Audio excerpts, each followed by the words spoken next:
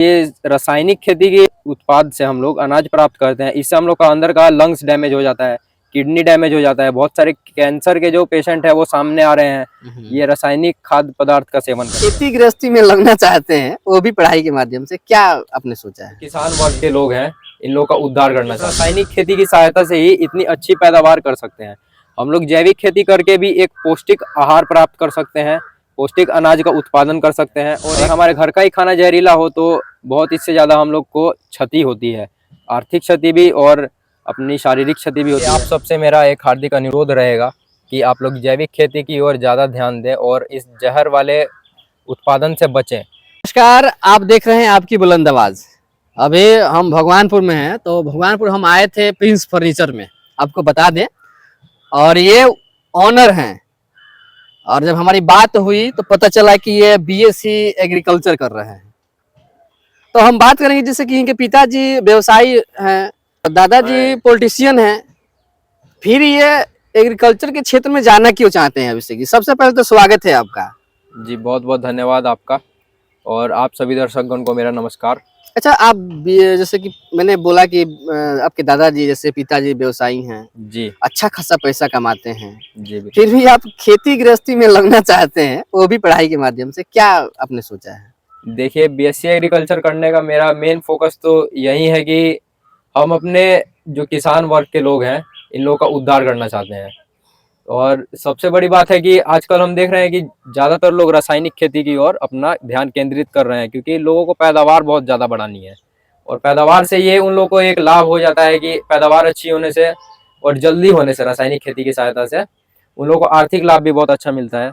लेकिन वही सेम चीज़ अगर हम लोग एक पौष्टिक गुणों में अपना दें, वही सेम लाभ हम दें अपना जैविक खेती के माध्यम से, तो वो एक और ज़्यादा अच्छी चीज़ होगी। और उस और मेरा एक मेन मकसद रहता है कि हम किसानों को केंद्रित करें कि जैविक खेती की ओर ज़्यादा अपना झुकाव दें, रासायनिक खेती से विस्थापन करके। जैसे हम लोग अभी खड़े हैं और पीछे खेती सरसों का खेत लगा हुआ है, जी।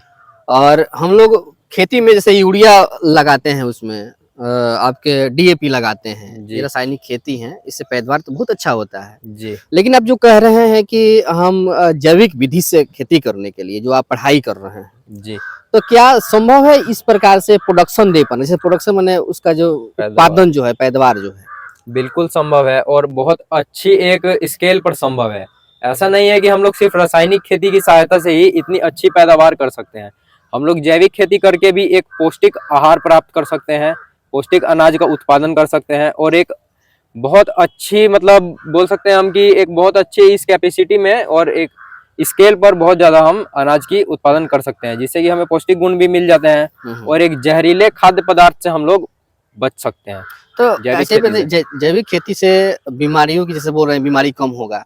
अच्छा, जैसे कि अभी रसायन जो खेती हो रहा है उससे क्या ज्यादा बीमारियां हो रही हैं जिसके चलते ये सब हम लोग देख सकते हैं कि अगर हम लोग मान लीजिए कि घर का ही खाना हम लोग का जहरीला हो, बाहर का तो हम बात छोड़ देते हैं क्योंकि हम लोग कृषि के बारे में चर्चा कर रहे हैं।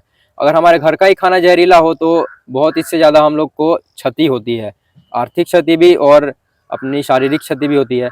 और जो ये रासायनिक खेती के उत्पाद से हम लोग अनाज प्राप्त करते हैं, इससे हम लोग का अंदर का लंग्स डैमेज हो जाता है, किडनी डैमेज हो जाता है। बहुत सारे कैंसर के जो पेशेंट है वो सामने आ रहे हैं ये रासायनिक खाद्य पदार्थ का सेवन करके। तो इससे हम लोग बच सकते हैं जैविक खेती के माध्यम से, अगर हम लोग जैविक खेती को अपनाएं तो जी। तो लोग जो हैं ज्यादातर अपने बच्चों को कोई सिविल सर्विसेज में भेजना चाहता है, कोई डॉक्टर बनाना चाहता है, कोई इंजीनियर बनाना चाहता है, बहुत सारे लड़के बीटेक कर रहे हैं, चॉइस जो है। लेकिन आपका चॉइस एग्रीकल्चर है, ये कहाँ से आपके अंदर आया? कोई बताया कि अपने से आप ये कर रहे हैं? जी, मेरा तो देखिए मेन फोकस तो बिजनेस ही था, क्योंकि मेरा फैमिली बैकग्राउंड भी बिजनेस से है और मेरे दादाजी जो है पॉलिटिशियन है और मेरे परदादाजी भी पॉलिटिशियन ही थे।